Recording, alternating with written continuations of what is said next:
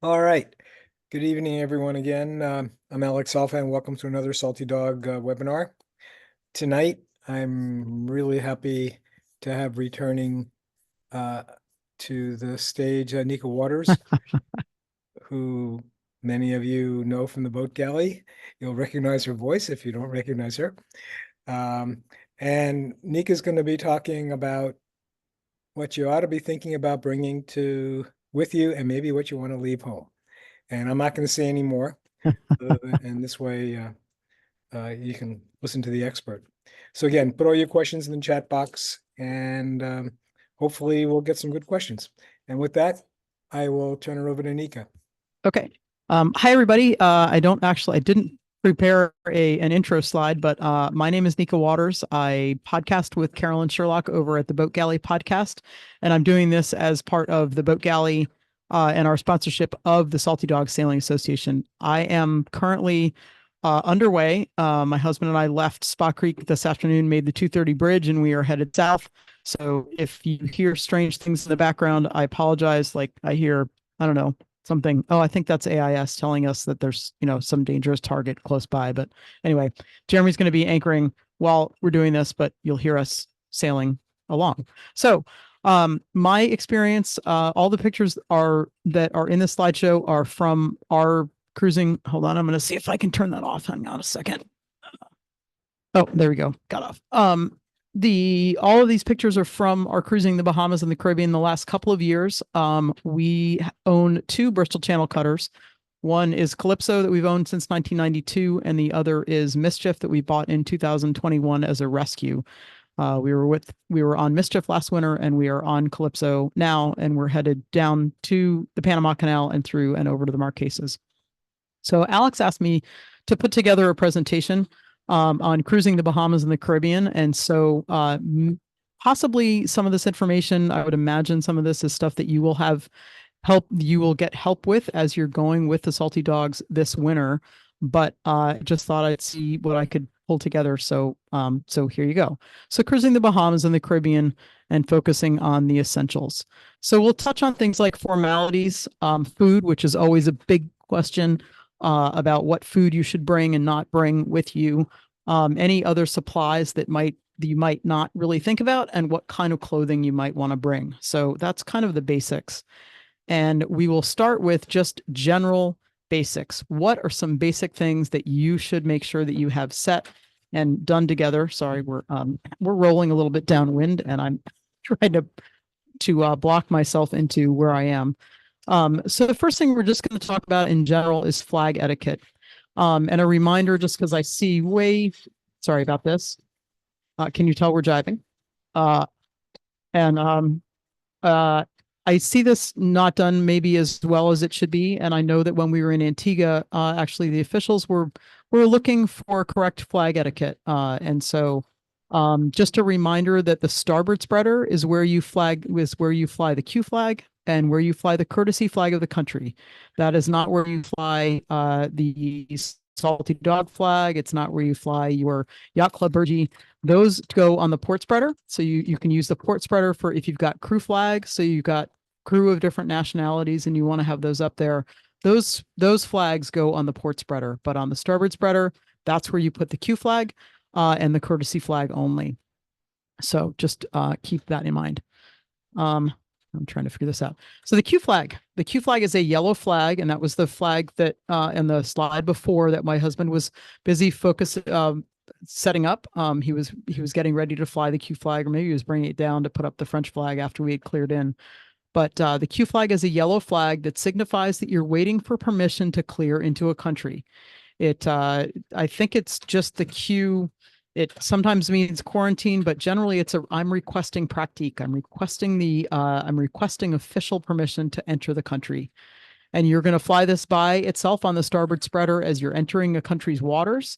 And once you have cleared in, you take that Q flag down and replace the flag with the appropriate country courtesy flag. It should be, as you might imagine, it should be a flag that is not tattered and torn and worn to pieces.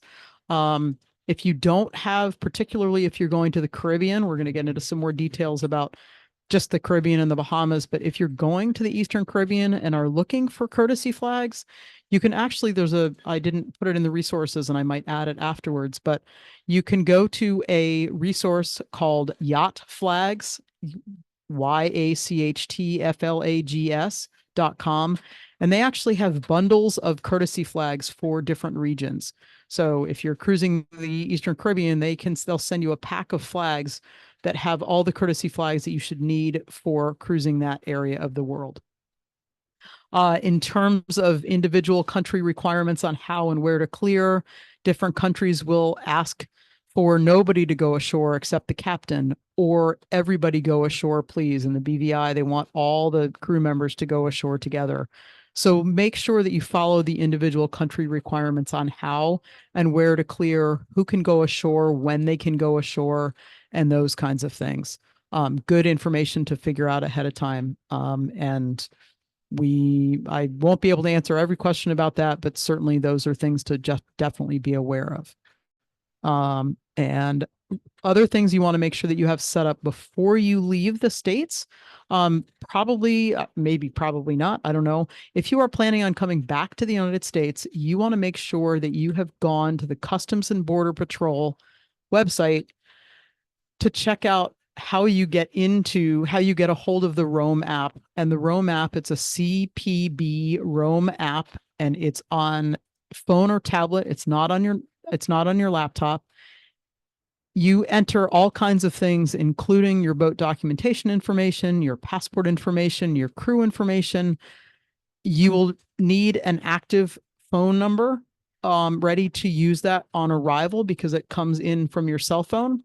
And so make sure that you can re-up a cell plan without needing to go ashore. That was a little bit challenging for us last year, trying to figure out how to get how to get a cell phone active without having to go ashore because we couldn't figure out if our phone would actually if we had an eSIM. So check that out. And if you are older, if your boat is larger than 30 feet, you will need a sticker. It's a Customs and Border Patrol annual sticker, and that you need to have to be able to do the Roam stuff anyway. So those are things you want to make sure you have before you leave the States, because I don't think you can download the app once you're out of the States. In order to fill out the information for the Roam app, you will need your boat papers. You'll need EPIRB registration, any updates like that for your boat papers. You will need your passports and your crew members' passports. Other things to check, you don't need this for the Roam app, but you want to make sure that you have your medical checkups and your prescriptions all set and done before you go. I'm sure this is all part of the Salty Dog prep stuff, getting you ready to go leave from Hampton, because it's you're coming up close. And a float plan. This is a great thing to have. I think it's something that the Salty Dogs are asking you to do anyway. It is part of your EPIRB registration to file a float plan. A good friend of mine, being on Sailing Totem, suggested creating a Google Doc that is linked in that float plan registration. And then all you have to do to update to anybody, you can send that link to anybody, and all you have to do is update it in that one place. And anybody who's got the Google Doc, you have the updates happen automatically. So it's a pretty great way to easily update your registration and your float plan, or not your registration, but your float plan, because it's only in one place. You don't have to remember the 5 different places that you told people about your float plan. It's just in the one spot. So those are things to do before you leave. And in general, this is, again, we're going over some general stuff, and I'll get into more specific Bahamas and Caribbean in a little bit, but there are some general overviews. One of them, a general food overview, is just a reminder that everyone eats. It's actually, I have a provisioning course that's new out at the boat galley. And one of the things that is in there is everyone eats. And I actually had somebody come up to me at the boat show and say, that was the nicest thing to read. Like, it was just such a good reminder. And I've heard that from people in my classes as well. But so there's a first hint, is that everyone eats. So anywhere you go where there are people, you will find food. But in both the Bahamas and the Caribbean, you want to prioritize essentials that are special to you. You want to prioritize the things that matter for you. If you have diabetes and you found a great sugar substitute that you know tastes good and your body does well with, you want to make sure that you take that and a good chunk of that with you. You may not be able to find that if you are celiac and have specific grains and products that you use that allow you to eat in ways that you like to do, those might not be easily found other places that you go. So make sure that you stock up on those, because those will be harder to find and certainly more expensive outside of the States. But there is food available anywhere that people live. It may not be what you're used to, it may not be what you like, but there is food available and you can find that. So just breathe a little bit on. You don't have to take enough to, to get you going for the next 400 years. You will be able to find food, I promise. Bulky items are certainly easy to provision and easier to provision when you have access to a car or dock space, because schlepping all kinds of stuff via dinghy is one of the more challenging aspects of life afloat. But in both the Bahamas and the Caribbean, staples like flour, sugar, those kinds of staples, they're available at similar costs to the United States. So you don't need to bring in, unless you are celiac or have some special baking things that you want. There's no need to bring 400 pounds of all-purpose flour with you, or 4 tons of sugar. You can find that stuff without it costing a lot more than it is in the States when you get to those islands.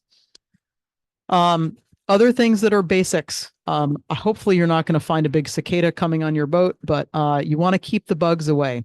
We learned the hard way. We had forgotten to stock bug spray. And I think a small thing of bug spray in St. Thomas 2 years ago was $9 at the Walmart that was walkable distance from the Charlotte Emily anchorage. So get things with you to keep bugs away. You're looking at bug stuff, bug spray, you're looking at bug screens, you're probably looking at some kind of a mosquito repellent device, whether it's a thermocell, which tends to work better in places where there is not wind. And we tend to use mosquito coils because they're a little less expensive and they're not as bulky to take with us. But you definitely want to have things that keep the bugs away. I think if you're going in some islands in the Caribbean, I'm not up on this, but I know that dengue fever has certainly been an issue in the Western Caribbean, and that's not something that you want to have. So mosquito repellent is really a critical thing that is, it's easy for me to forget. So, Alex, if there are chat questions that you need to relay to me, go ahead and relay them to me. I see 2 in the chat, and I'm a little tech challenged, so I can't. Well, If I start getting down there, I can't. I'll wait. I'll wait until the end to go through Okay. them. Okay. Right now the 2 questions are mine. Okay. All right. Just No checking. worries. I didn't want to lose out on No, something, because if there's you something won't. specific to a certain slide or an idea, I can see if I can address it in the moment. So, you don't forget that you want to keep the sun away. Both the Caribbean in particular, but both the Caribbean and the Bahamas are going to be more sun intense than you might be used to, particularly if you're leaving at this time of year, as we all seem to be. So you're looking at things like hats and sunglasses, sun shirts of some sort. You probably also will be, I know we've got a great big sun awning that we don't have out when we're actually sailing, but we have a great big sun awning that covers the whole boat. And it was a godsend, particularly in the Caribbean. And I think we even pulled it out a few times last winter in the Bahamas, despite the Bahamas being not very warm last winter. But you want to keep the sun away.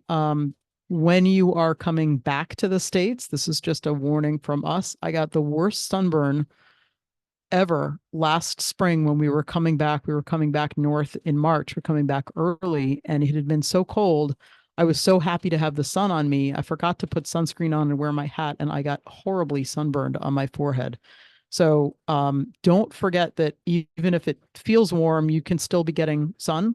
So wear sunscreen, but it's really better to put sun shirts and sun clothing, and shade is really the best, is to keep yourself out of the sun as opposed to slathering too much with sunscreen. A note about sunscreen is please be kind to our reefs and reef safe sunscreen. Unfortunately, the reef safe sunscreen that you see, reef safe is not a label that means anything. So do your research on the reef toxins and the toxic to reef life ingredients that are in a lot of sunscreens. Sailing Totem, again, they've got a great blog with with incredible information on reef safe sunscreen and really what is reef safe sunscreen and where to go. I've found that it's easiest to find it mail order rather than going to a grocery store. The stuff you find in a grocery store, even if it says reef safe, is probably not. So, and as Bean puts it, if it's not good for the reef, it's probably not great for your body if it's toxic like that. So think about clothing that you want to have and ways to keep the sun away from you, because we like to be outside and active, and being healthy is certainly part of that. Other essentials. On the heels of that, this is actually my husband taking down weather information as we were headed to the BVI 2 winters ago on this boat. Trying to remember which boat it was, but that's him jotting down weather. And you'll notice that he's wearing a foul weather jacket, and I think he's got a couple different layers on underneath him. But you want to make sure that you have cold weather clothing for this initial jaunt heading south. If you were heading down with the salty dogs in November, it's going to be cold, particularly the first few days until you hit the latitudes that are a little bit warmer. You want communications redundancy. I believe that this is a requirement with the dogs as well, but we've got different ways of getting weather, and our communications is mostly primarily for weather. We do communicate with our families, but you want to have access to weather in addition to Chris Parker, because you want to be learning and looking and just checking out. Let's say you miss a Chris forecast or you miss something that he sends out. You want to have your own way of getting weather that is not just reliant on Chris. So make sure you have redundancy there. And you're going to want jerry jugs for water, fuel, gasoline, even if you're used to going up to a fuel dock. In many places in the Bahamas and the Caribbean, it's pretty difficult to take your boat up to a fuel dock. They may not have a fuel dock that's accessible. They may not have water that you can get to other than jerry jugs. So take a couple so that you can refill as you're going along. That was something we wished that we had taken a few more jerry jugs of fuel, particularly on our trip down to the BVI. That was we ran out of fuel the last minute. It was not great, but take jerry jugs with you so that you can refill even if you don't have access to a dock. I'm thinking of Georgetown in particular is challenging from taking your boat to a dock perspective. Jerry jugs for water. You can take your jerry jugs to the dinghy dock by Exuma Markets and fill up from a free dock. And it's just great if you take one jerry jug or two a day to go fill up every time you go into town. You can come back and fill up your tanks pretty easily instead of making it all day affair of shuffling things back and forth.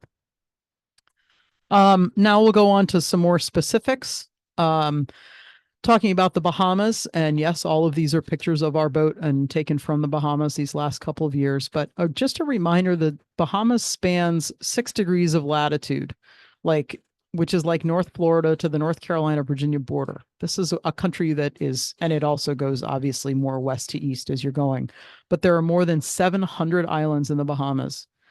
People tend to talk about the Abacos and the Exumas. There's Eleuthera, there's Cat, there's Ragged, and the Gementos. But generally, a lot of people spend a lot of time in the Abacos, which are the northern part of the Bahamas, and the Exumas, which are a little bit further south. Bahamas formalities. US dollars are accepted everywhere, and it's a 1-to-1 exchange rate. Watch out for getting change if you pay by cash, because you will likely get Bahamian change, which is kind of hard to use outside of the Bahamas. So if you do that, just make sure that you pay the next time by cash with Bahamian cash, or you've got a nice souvenir of money that you can't spend in the States when you come back. The Bahamas Customs is click to clear, but you get to it via the Bahamas Customs page. So you go to besw.gov.bs. Again, I'm pretty sure the dogs are helping with all of this information. Some small details. You're not supposed to be paying any overtime fees, although some offices and some officials are requesting those overtime fees. The Bahamian government is actually interested in collecting those stories. And the Bahamas Land and Sea Facebook page at the bottom of this is a fabulous source of information. And Addison Chan is a longtime cruiser to the Bahamas, has done all kinds of incredible updates, and I think done stuff actually as part of the Waterway Guide also. But he's the one who was saying, really, you're not to be supposed to be paying any overtime fees. When you clear in, when you get your cruising permit via the click to clear, you are choosing either a 3 month, it's actually 90 days, not 3 months, or a 12-month cruising permit. And if you if you decide initially that you're just going to go for a 3 month or the 90-day permit, and you then decide you want to renew it, that renewal only allow it is an extension to a 12-month. It doesn't just renew the 3 months. You can't get 3 months and then say, I'm just going to get another 3 months. But the fee is a flat $500. So for a boat that is 30, I think it's 30 feet, we're 28, so I know we're under the 30 feet limit, but a 3 month permit for us is 150 and a 12-month cruising permit is $300. But if we got a 3 month and then wanted to renew, it costs a flat $500 to renew. Bigger boats is $300 for 3 months or $600 for 12 months. And so the renewal doesn't feel quite so horrific, except it's, good to know that it's a flat fee on that. The new thing that is a little bit challenging with the Bahamas is the immigration time that you get. So customs is different, and the cruising permit for the boat is different than the immigration, which is the people on the boat. And the amount of time that you get for your immigration, for your ability to stay, your personal ability to stay in the Bahamas, is at the discretion of the officer who at the discretion of the immigration officer.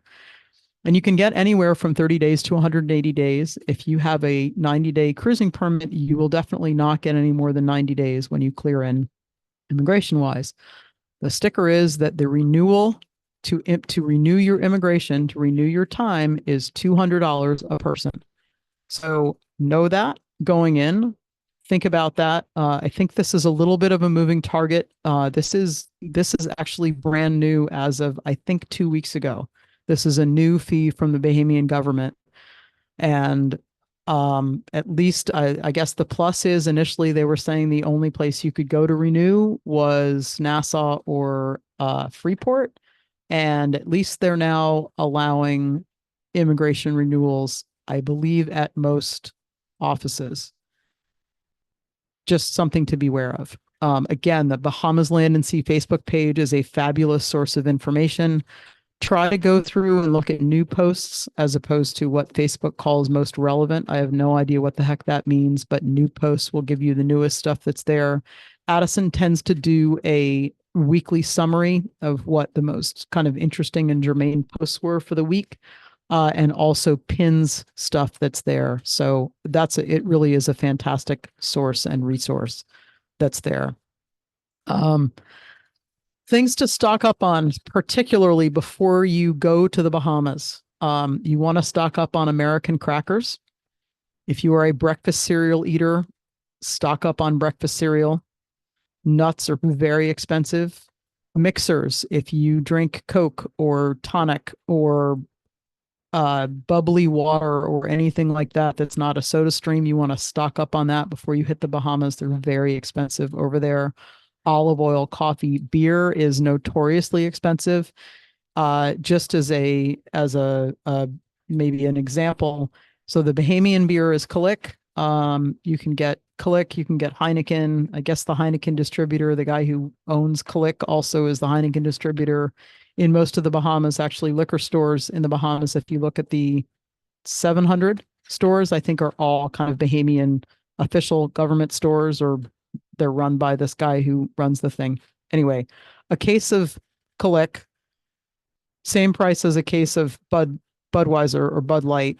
And the cheapest price that we found for that last year in the Bahamas was $52.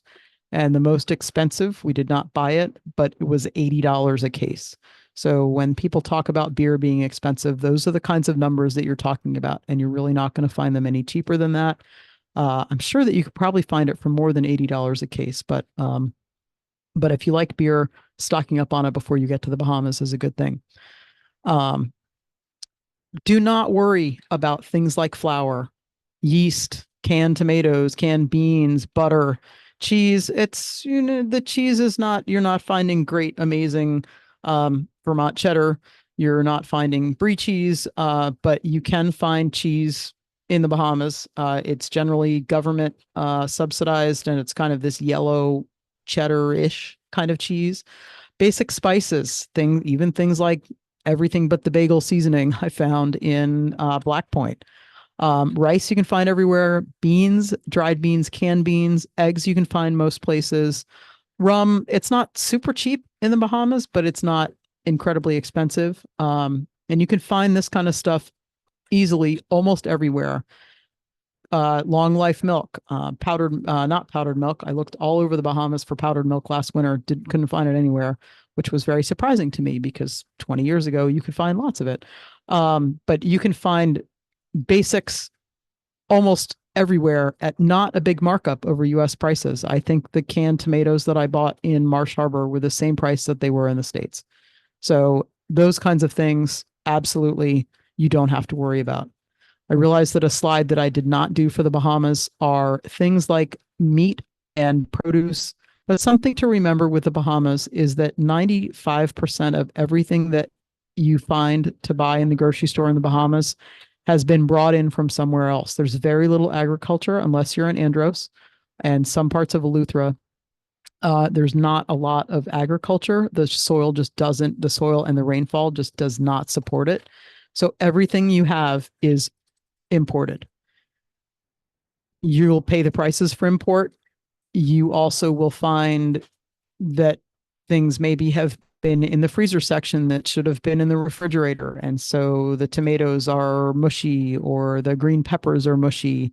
I did find onions and garlic, and strangely enough, the 3 packs of heads of romaine lettuce I found in a lot of places.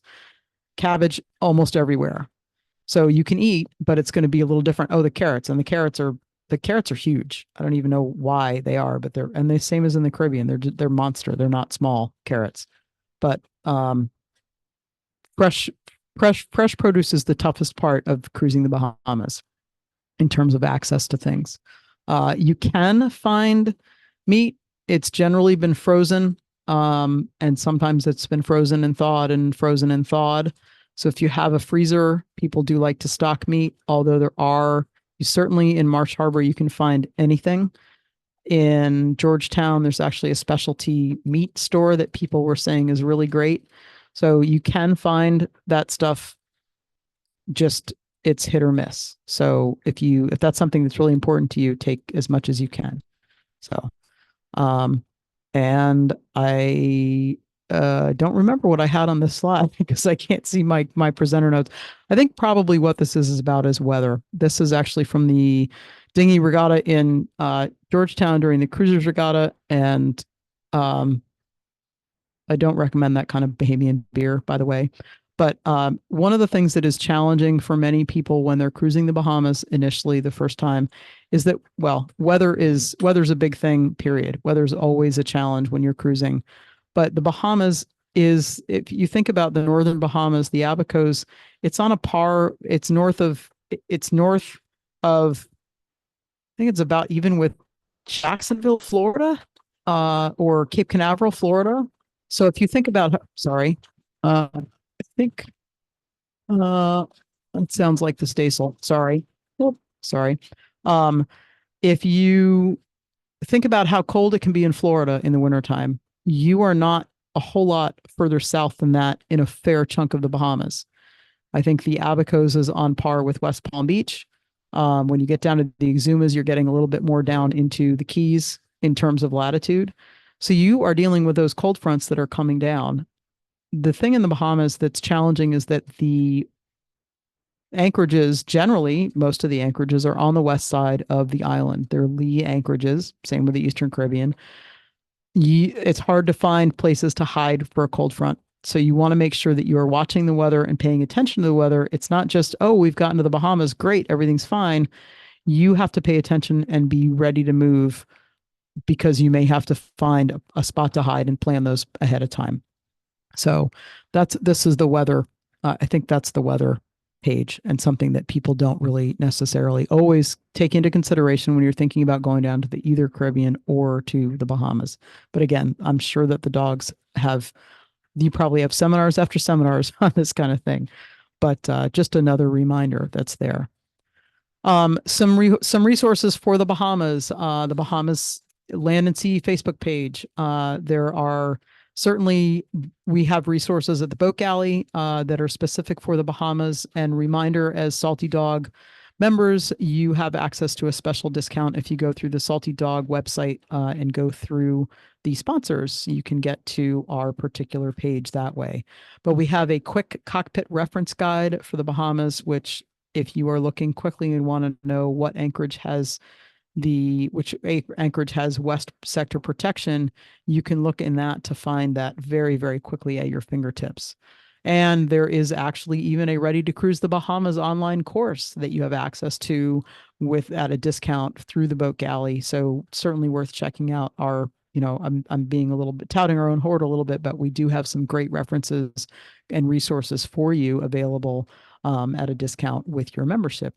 Also, the Explorer charts. If you have Aquamap, the Explorer charts are kind of the definitive charting work that's been done in the Bahamas. Actually, the very first time we were cruising was when Monty and Sarah Lewis were starting to put together the Explorer charts, which was kind of a hoot. So, just a warning with the Explorer charts is that their soundings are in meters and not in feet.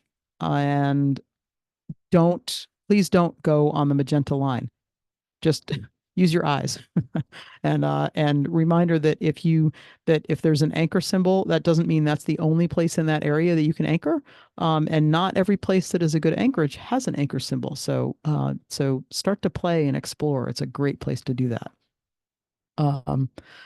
And this is an actual picture at an actual bank in the Bahamas, but the Bahamas is great. It's a wonderful, lovely, amazing. We've cruised there a number of years. We're looking forward to getting back there for a short period of time this winter as well. The thing with the Bahamas is that you do have more need for self-reliance. You're closer to the States than you are when you get down to the Caribbean, so it's easy to go back and forth, but you're on your own. There's a lot of yes, you're on your own with other boats that happen to be around, but you do have to be pretty self-reliant. The population centers in the Bahamas are smaller than we might be thinking of, and they're farther afield. The Bahamas has incredibly beautiful water. It's a wonderful spot for sea and beach exploration. It's If you are a lover of the nightlife and looking for the place to wear your very fancy clothing, you will have a harder time finding some of those places in the Bahamas unless you are going to more of the population centers. So think about that, and actually looking at the no sunglasses comment on the bottom of this bank thing. Something I neglected to say on the initial, just general, when you're going to clear in somewhere, both the Bahamas and any place in the Eastern Caribbean, this holds true really anywhere, but don't forget to be respectful.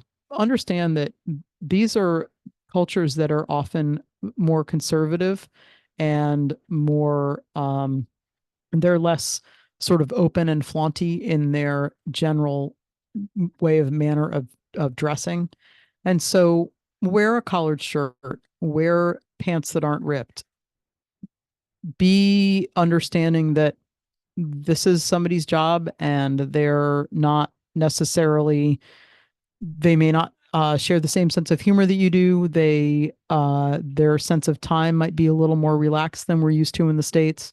So go with an understanding and respect for what it is that they're looking for.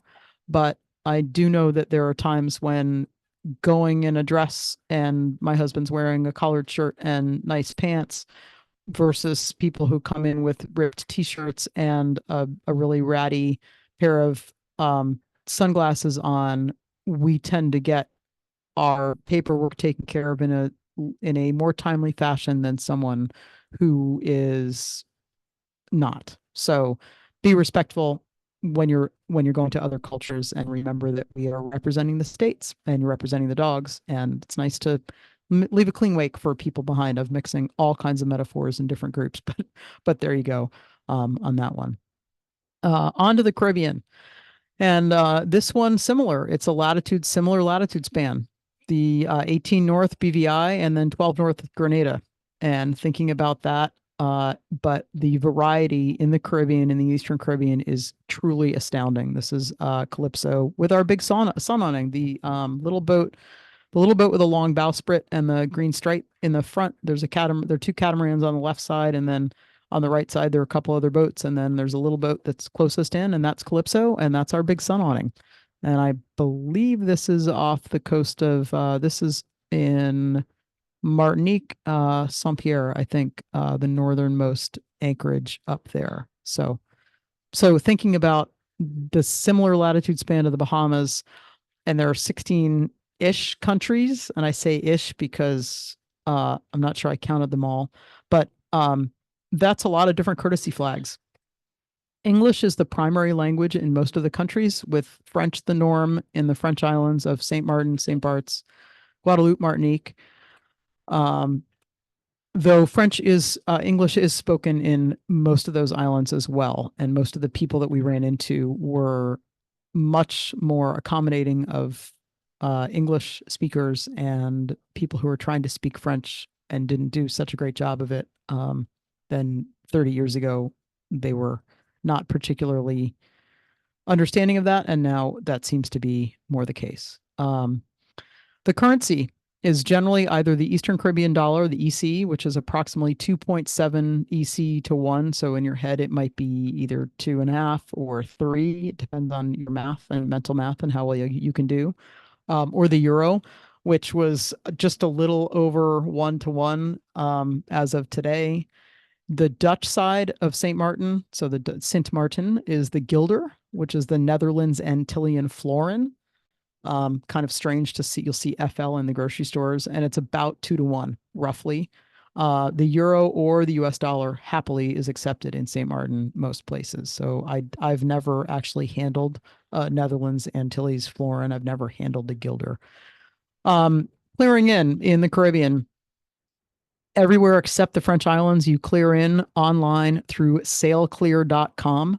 You will need to clear in, you'll need to clear out, and the costs are different. I believe actually every place that we cleared in, basically you filled out the paperwork on SailClear and then you paid your clearance when you went into the countries. And the French islands, they do your clearance. They do clearance at shoreside businesses, like in Saint Martin, you cleared into the yacht chandlery on the side. In Martinique, in one of the spots in Martinique, you went to a sandwich shop to clear in. So it just depends, and pay attention to that and where you go for clearing in. I think uh, the dogs may have some connection when you clear into Antigua. Alex, do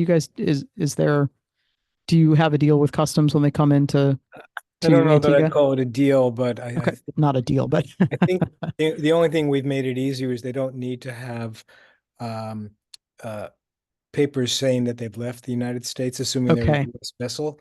Yeah, But otherwise, you have to follow the same protocols. I believe it's using Sail Clear in yeah, Antigua and just yeah. have everything ready to go. Yep. Yeah. So and the other thing is, if you haven't cleared in, if you haven't done the paperwork, clearing paperwork is in quotation marks because it's online. If you haven't done it online, they'll make you get out of line, go somewhere else, fill out the stuff online. It's not like you can go into a country and say, "Oh, I'm going to do it by paper." Most countries now are really expecting that you have filled the information out online. It can be frustrating because, like in the BVI, all that meant was, oh yes, you've done it online, and then they still ask you for all the information when you go in and talk to the people in the office. Like, but I've filled it all out, but that's just the way that they do it. So just know that and be aware of that. Nika, one other Yeah. thing maybe to remind, maybe you want to add this. Also, remember to clear out. Yes. Absolutely. Remember to clear out.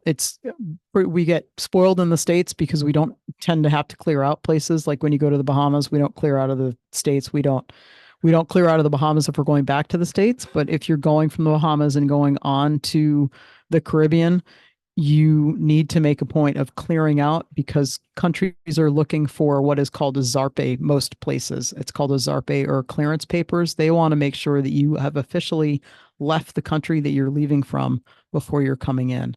So make sure that you get that done and do that. So the Caribbean food, the best provisioning prices in the Eastern Caribbean are in St. Martin, both the French side and the Dutch side. Incredible grocery stores. Once you leave the Bahamas, if you have sailed from the Bahamas and down to the Caribbean, you're going to be sort of overwhelmed by all the incredible fresh produce. Most of the Caribbean islands are they're they're either agricultural enough and large enough to grow a lot of their own things, or they're just close enough to others that they get fresh produce in all the time, and the produce is incredibly abundant. There are incredible fresh markets. The grocery store selection of fresh produce is unbelievable. There are extensive options for eating out if that's something that you really enjoy doing, running the gamut from street food to blow out kind of celebration sorts of meals. Caribbean food is if you were just going to cruise the Eastern Caribbean, you just need to make sure that you have stuff on board that is very critical to you because you can find anything you want in the Caribbean. It's more expensive in some places, definitely, but it's kind of amazing how much you can find, particularly if you've come or you've been used to being in the Bahamas for a while. It's pretty amazing. Um, and the Caribbean, this is a shot, I think, of one of the rum distilleries in Martinique. But the highlights of the Caribbean are the varied terrain. If the Bahamas was all about sea and beach exploration, the Eastern Caribbean is all about land exploration. It's so many different countries. It's so much great opportunity for renting a car or exploring public transport and just going different places, talking to people locally. You can get to know people locally, I think, a little bit more easily. Great place for restaurants, for shops, for markets. The Caribbean islands in general, and yes, I'm being very, very I'm painting it with this very large stereotypical brush, but it's more populated than much of the Bahamas. And small populations. I mean, I know I remember thinking we looked up Black Point, which if you're cruising in the Exumas in the Bahamas, people, oh yeah, there are a lot of people in Black Point. I think that the grand population in Black Point is 50 people. And then you come to small towns in Martinique and there are 3,000 people and a good grocery store. So you have more access to lots of different opportunities in the Eastern Caribbean than you do in the Bahamas, but the beaches aren't as great and the water's not as good. So take your pick. And Caribbean resources for you. Look up the relevant Facebook groups. Excuse me for a second. The um, I'm not a huge Facebook fan, but unfortunately, Facebook seems to have the Facebook groups seem to be a great way to find current information on different island groups. I know that St. Martin has one, Dominica has one, Martinique has one, Guadeloupe has one, Puerto Rico has one, the British Virgin Islands. Those are incredible resources. But again, make sure that you are filtering by date because the algorithm on Facebook will throw up things from 4 years ago and you'll say, oh, wait, how did that happen? And the Doyle guides. Chris Doyle, the guides are now owned by Lexi Fisher, who is a Grenadian by born and bred. She spends half the time off of the island, but she is now taking over from Chris Doyle on the guides, and she was at the boat galley booth at the boat show. But those are great resources for the Caribbean. And I think that's pretty much it. I'll see you out there. This is Current Cut in Eleuthera. And here's how you get me. NicoWaters@gmail.com. Please listen to the Boat Galley podcast. Check out our website. We have online courses. Don't forget that Salty Dog members get a special discount by going through the Salty Dog site. And if you see Calypso out, we're on VHF 16 or just drop by. We tend to hang out in our cockpit and always love talking to people. As I say on the podcast, I can't wait to share an anchorage with you and we can toast to our good fortune at being able to live this amazing life. So I think that's it. Okay, well, the way you just ended, it sounds like all your podcasts. What a surprise. All right. Well, thank you Oh, very much. I think you really covered a lot of territory. Some of things, yes, we've talked about at other seminar, webinars for particularly for the boats going down this year. But right. I think repetition kind of helps drive some of the stuff in. And there were a couple of points you made that were, I'm not sure how many times people have heard it, but it's really, some of them are really important. So Good. with that, we're going to go to the top of the list. And uh, the first thing I'll mention is that we talked about this before. You're going to kind of add a couple of things to the slides and send it to me in a few days, and then Yep. we'll publish that. So if there's something in that slide deck that you found very interesting, it will be there. Yep. And then I've got a couple of questions. Okay. Uh, so you're talking about bugs. Yep. So how have you successfully kept your bugs out of grains and cereals and things? We we had critters aboard. It was Yeah. pretty disgusting. It's not fun. So there are a couple things. I will say we've been pretty lucky so far. I'm gonna knock on wood. There's a lot of wood. It's not a wooden boat, but there's a lot of wood around here. We have been pretty lucky. I think, but some things to watch out for when you are reprovisioning, particularly outside of the States.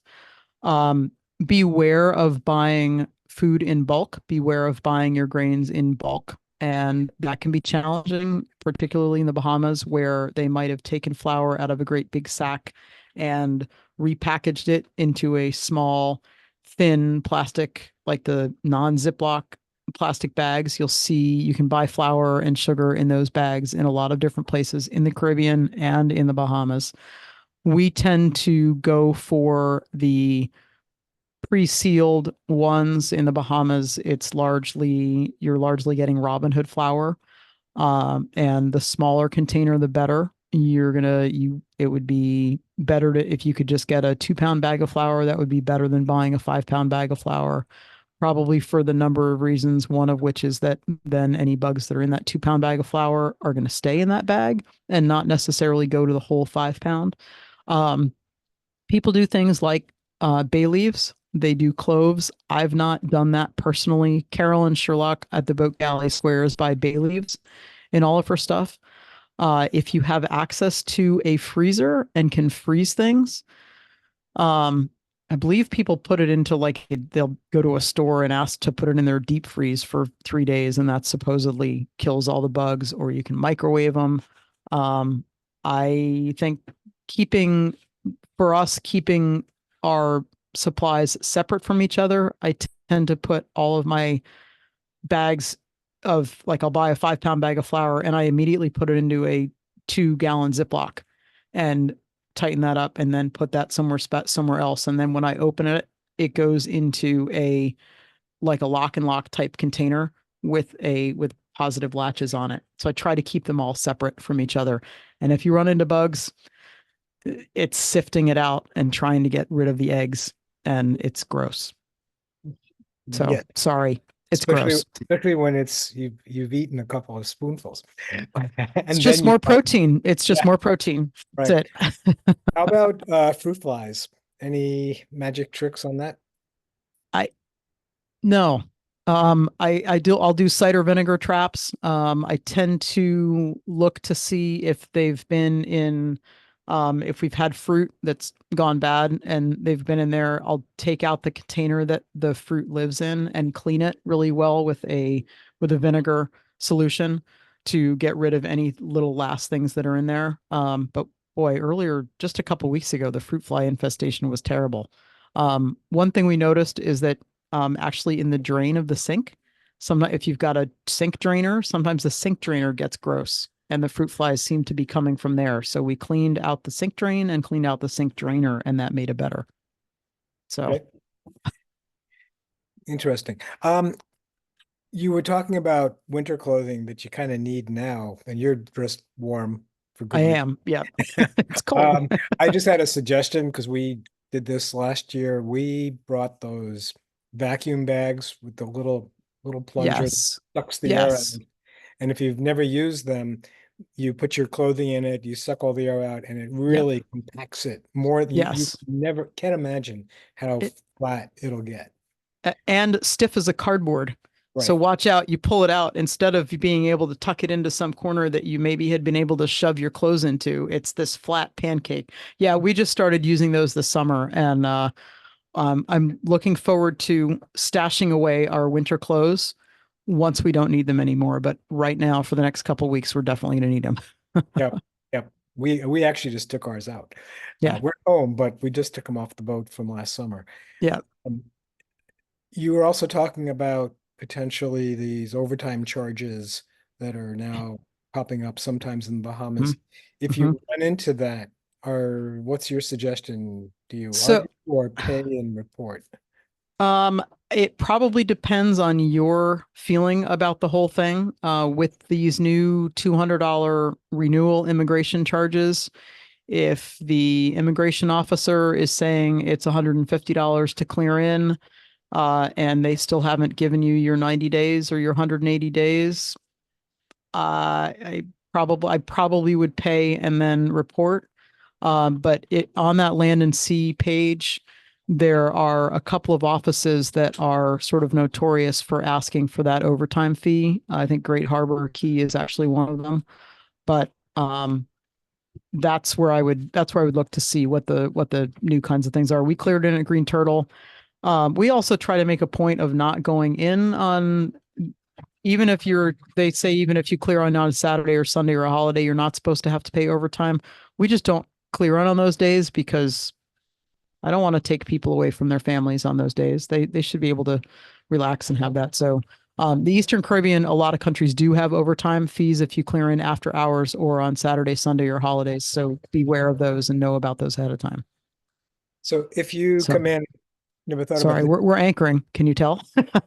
No, actually, Oh, you we can't haven't hear heard. it? Tell Oh, Jeremy good. we haven't heard any of the noise. Oh, that's good. That's great because I can like, oh, yep, there goes our windlass. We're anchoring right now. So No, you very stealthy. okay. Let's say you do arrive on a Saturday or a hmm Sunday. hmm So if you don't clear in, you got to keep your Q flag up and You stay. do, and some places will want to know. The BVI was one of these, for example. They want to know when you entered the waters. They want you to clear in as soon as you arrive, and we uh, there can be fees for getting in. So really look and see what the current expectation is and understanding is, because it's awful on the one hand. After 10 days at sea, you're like, okay, I just want to get in. But if you know it's going to cost you an extra $300 if you go in, then I'll heave to and stay off. I'm not going I'm not going to go in if I am going to have to pay extra money. Okay. So maybe So what you're suggesting is if you're coming in on the wrong day, just slow down. yes, yeah, exactly. Yeah. Exactly, Okay. for sure. I think I have two more food related questions. Sure. There was a picture that you showed with a lot of paper, cardboard packaging. What's, Yep. You want me to share screen and I'll see if I can find that one. well, I was going to ask, Uh, I suspect you do something to get rid of all that.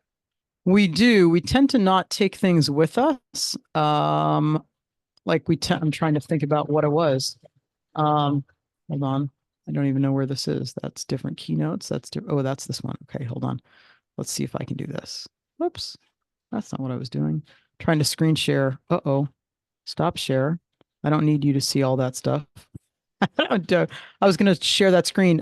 Generally, we take all of it. We take stuff out of cardboard boxes and get rid of the cardboard in the places where we can. If it's cardboard and we're in the Bahamas, we'll actually take it to shore and burn it. If it's plastic packaging, we'll take it and stuff it into a water bottle or some bottle that has a top that you can screw on, and I use a knife or the handle of a wooden spatula and really mash it in there. And it's kind of astounding how much you can fit into one water bottle um, to not take up space and not have the plastic around. Um, So I don't know which, I'm not sure which picture it was. Oh, wait, No, maybe that's I can fine. figure I this think out. I think So, the reason I brought it up is we kind of picked up from you and from others that sometimes the critters are in that packaging, so that's part of the reason you're getting rid of it.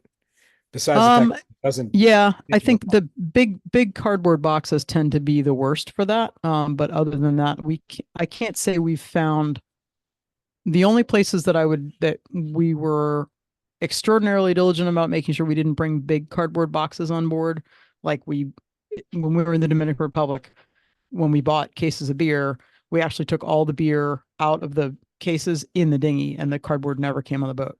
Yep. But that normally we're not. I'm looking at the boxes, the cardboard boxes that I have not yet gotten rid of that are on the floor because I got some beer and some wine earlier today and haven't yet gotten rid of those cardboard boxes. So, Okay. And that's a so great segue to the my last question. I think it's the yeah, last one, which is based on the price that you yeah, described here in the mm, Bahamas.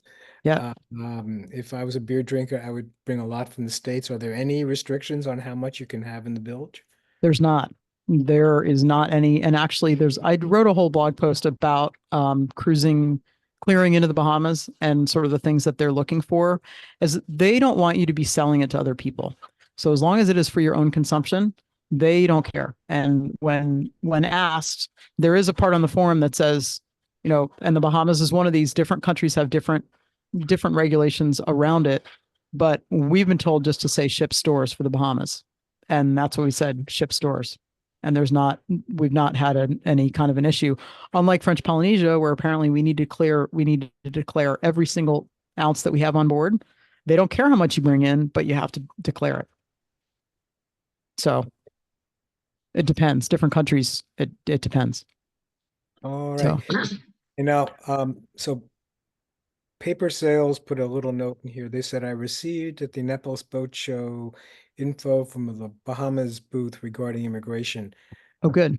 Um, is there anything that is different from what you heard today? I mean, it's sort of a question for Paper Sales to let us know. So you can put that in the chat, or you can go off mute and tell us. Yeah. In the Yeah, meantime, yeah, yeah, I received because I went and talked to the Bahama booth simply because I saw it on Bahama Land and Sea about the immigration, and he shared with me a form from the government, basically saying very similar to what you said. So if Salty Dogs wants me to send that to someone, you can send it out or post it somewhere. That'd be great. That's fine. But I just want to let you know I did receive something that was very similar to what you were talking about.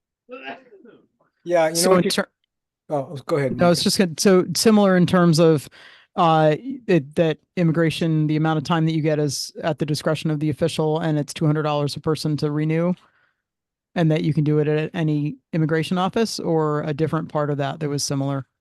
Yeah, no, that pretty much that was very similar to what you said. You know, any immigration office, irregardless whether it's Marsh Harbor or not Yeah, Marsh Harbor, uh, uh, yeah, Freeport Nassau. or Yeah, Nassau, and that is at the discretion of the officer. But the one thing they did stress, and even talking to the Bahamas, is you say how long you're going to be there. If you think you're going to be there 90 days or more, say that so yeah, that they know.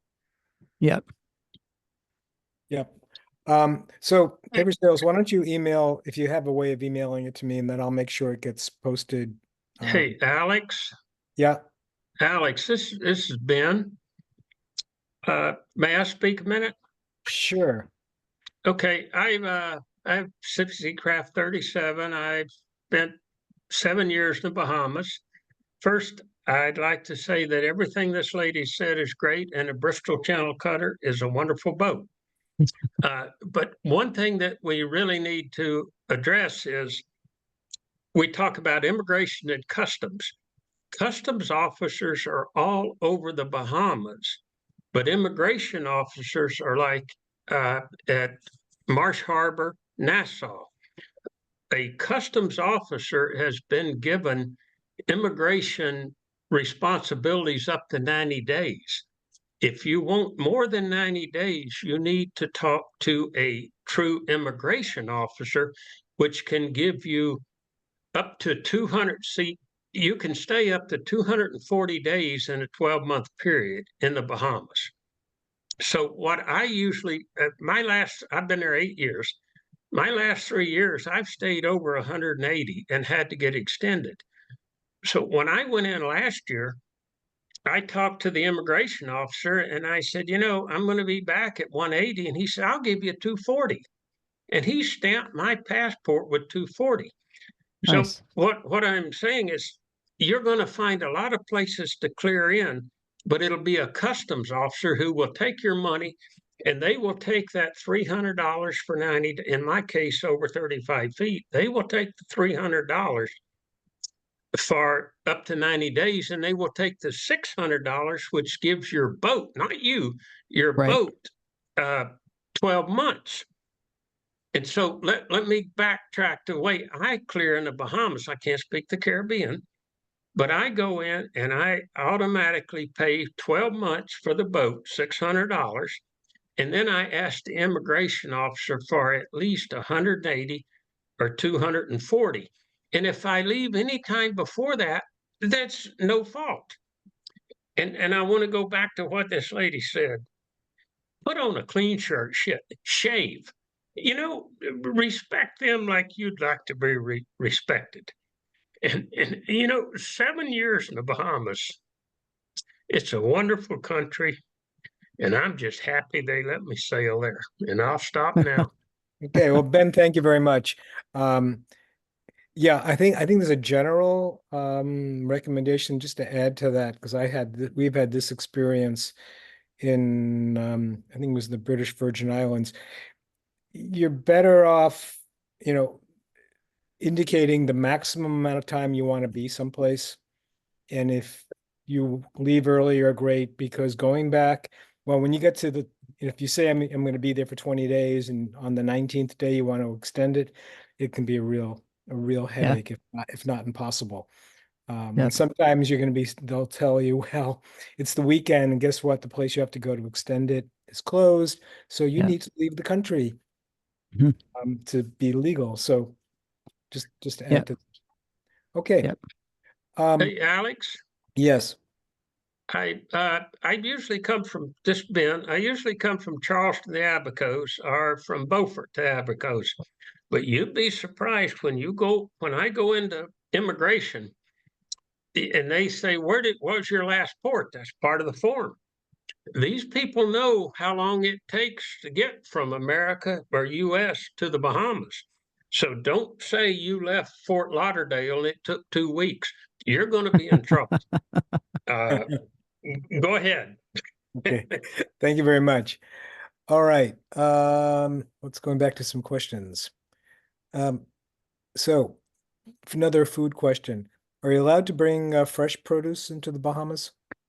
You are. There are no restrictions that I am aware of. And I guess I should preface this by saying, it's my experience.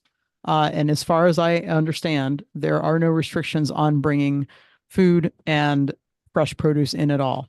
So bring in as much as you can. But I would also check to see what they say on official sites. But we've not been asked or challenged on the fresh produce that we have on board anytime we've cleared in, and we've cleared in frequently over the last 30 years. I don't know if it's safe to make this generalization, but leaving the United States and going to any of the islands in the Caribbean or the Bahamas, it's easy to bring stuff in, but now I'm jumping 6 months from now. For those of you who maybe are thinking of coming home, the rules are different when you're coming back to the United States. So just be aware that there are things you're going to have to leave behind or eat or don't talk about, but we'll talk about that another time. Yeah. Yep. Exactly. Okay. Then question, if I need to leave my boat in the Bahamas, or this wasn't necessarily a Bahamas question, but I think it was during the Bahamas discussion. What are the options for leaving a boat if they need to go back to the US? There are similar kinds of options as you have in the States. There are a number of places that have marinas where you could choose to leave your boat in a slip. There are a number of places that have moorings where you could choose to leave your boat on a mooring and fly home. There are people who leave their boat at anchor and have somebody watch it to see. It all depends on your comfort level, your level of trust in your gear, your level of trust in, all kinds of things. But for people we know who, friends of ours, for instance, they sailed out of they left and flew home from Georgetown and they left their boat on a mooring. And I know people who leave their boat in marinas in Marsh Harbor when they're going to fly home. So it depends on your probably your comfort level with your own stuff, your comfort level and your budget as to what you're going to choose to do and where you're going to choose to leave it. Okay.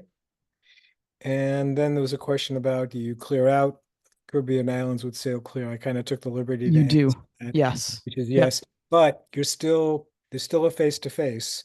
It's not just a matter of filling out a form and then leaving. Right. You're gonna It's get a you stamp. yeah. Go get your stamp. Besides, it's fun. You get to collect stamps in your passport. It's great. Yep. Okay.